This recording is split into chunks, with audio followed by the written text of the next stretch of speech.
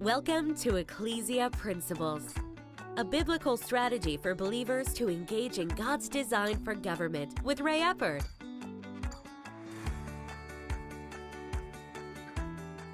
Hello, glad you could join us again today. This week we're looking at understanding justice and equality on a societal scale. Again, so often we think of justice and equality on an individual or situational scale. And admittedly, it is easier to get our minds wrapped around that. But the basic concepts are there, but then we have to be able to see it on a much broader picture. And in all honesty, it does become a little murkier from that standpoint because those things are not, if you would, 100% across the board, but the concepts stay the same ultimately. And what we have looked at, we saw that God knew Abraham, he said, in order that he would command his children, Genesis 18:19, for the purpose that they would know righteousness and justice. The only way we can know true justice is when we have an objective truth, that God is the ultimate objective truth, because there's no partiality with him. And so if the whole concept of justice is being drawn from within our perspectives, justice and equality are always going to be perverted to some degree. God is the only source of true justice and equality. And we saw last time how that in the book of Micah 6:8, it talks about what does the Lord require of you, but to do justly and to love mercy. The thing of it is so often in our culture, we either want justice or we want mercy. And the way we process them, they're always two separate things. They're opposites. And there is a dynamic where that is true. But we pointed out in salvation that God, every sin was still paid for. And we received mercy, but the payment fell on Jesus. And so there is a way to have both, the genius of and, justice and mercy.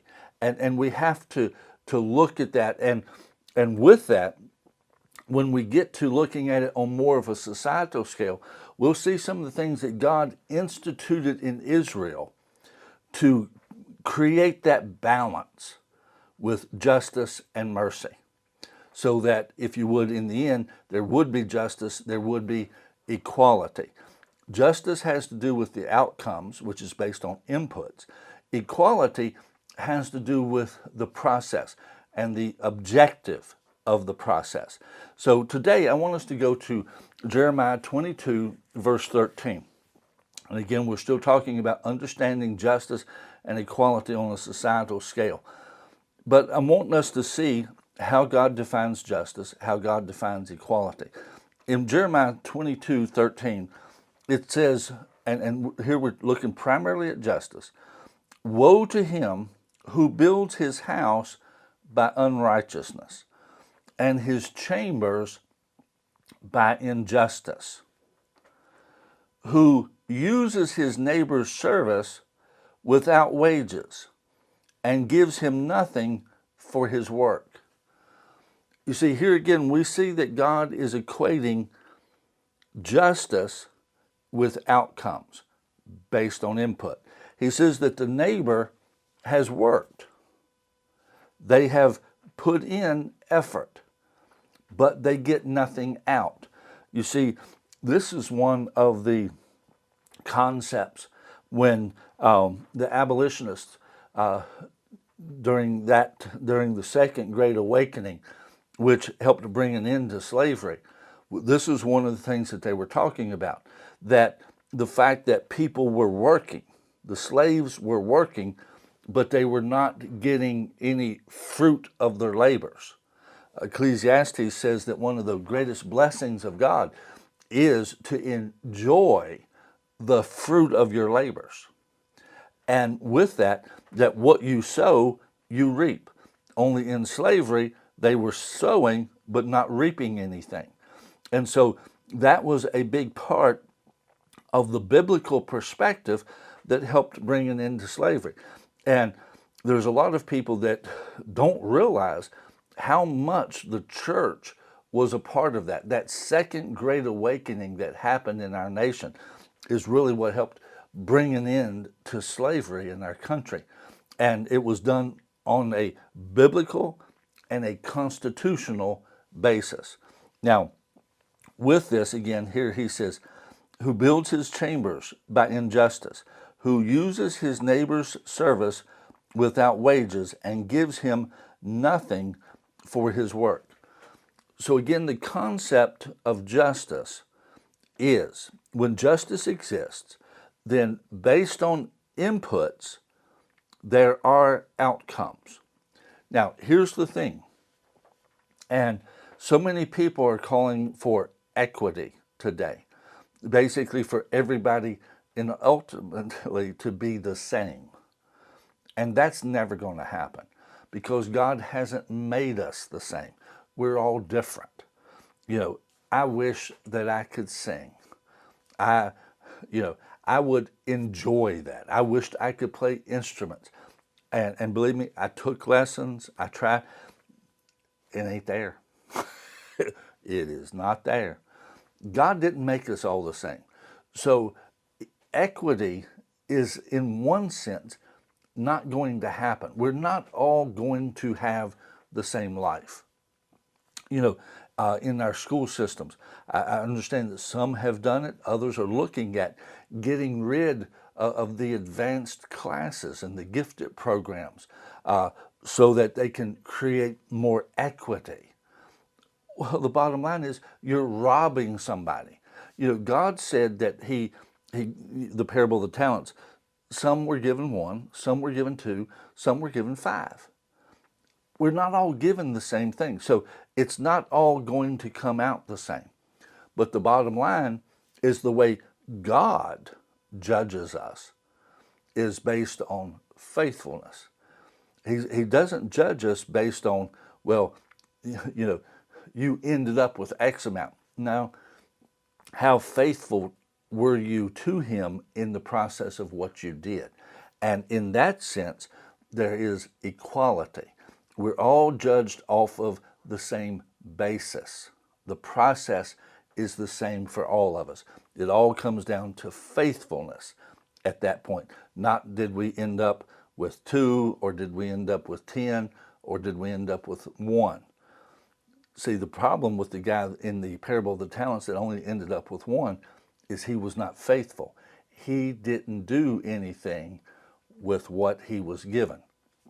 And that's why the judgment was different for him. He was not faithful. But again, in this, the outcomes are to match the inputs. In other words, let me just deal with it on a little bit of an investment basis.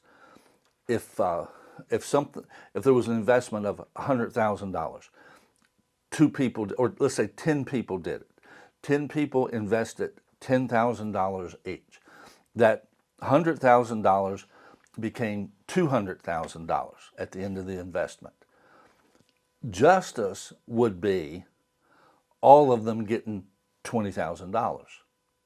Now, at that point, somebody said, well, that's equality. No, that's justice. Why? Because they all put the same amount in. They all put the same amount in.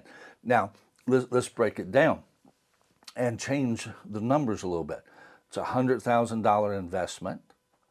You've got 10 investors, but 5 of them only put $5,000 in. 5 of them put $15,000 in. The investment grows to $200,000.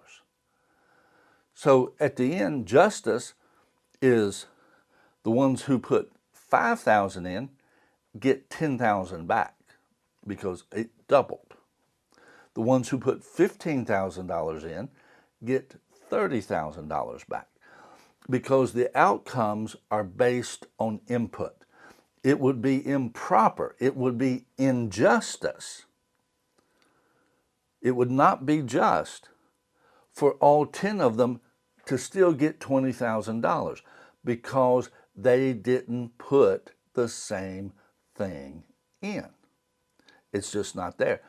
Justice is having the outcomes match the inputs.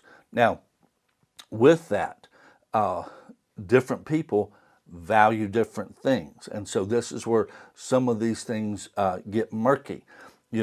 Communism is largely, I was actually sitting in my office talking to a person who considers themselves a communist. The reason I say they consider themselves a communist is I think they were really, possibly really just wanting to be different. And I don't know that they really at heart believed in it, but either way, they were espousing it. And so we were talking about things. And in communism, the one thing that they do not put in as an input, the only thing they deal with is labor. They do not put in any other type of investment. It all has to do with labor because they're, quote, for the people. Well, the bottom line is, with that, we were talking, we were sitting in my office and I said, well, this building that we're in, I said, I didn't get paid any extra for what I did. I said, but I ultimately oversaw the whole project. And I said, now with that, I said, I didn't drive a nail. I didn't lay any carpet. I didn't, put up any light fixtures. I didn't hang any doors. But I met with the engineers. I met with, because it was a metal building, that particular one was talking about. I said, I met with the suppliers on this. I said, I didn't put any physical labor into it. I said, I put my thoughts. I said, and from that standpoint, I said, let's remove it from a church situation. I said, what if I was the one investing money into making it be built? That is a value. That has to be factored in. Oh, no, it doesn't. No, it's just labor. And see, these other concepts, the thing you've got to watch with a lot of people is a lot of things that call for justice that is just over here. It's based on their truth, what they like. It isn't coming from an objective truth. It's not coming from God. Is they will always leave out certain parts because the parts that they leave out are the parts that they don't like.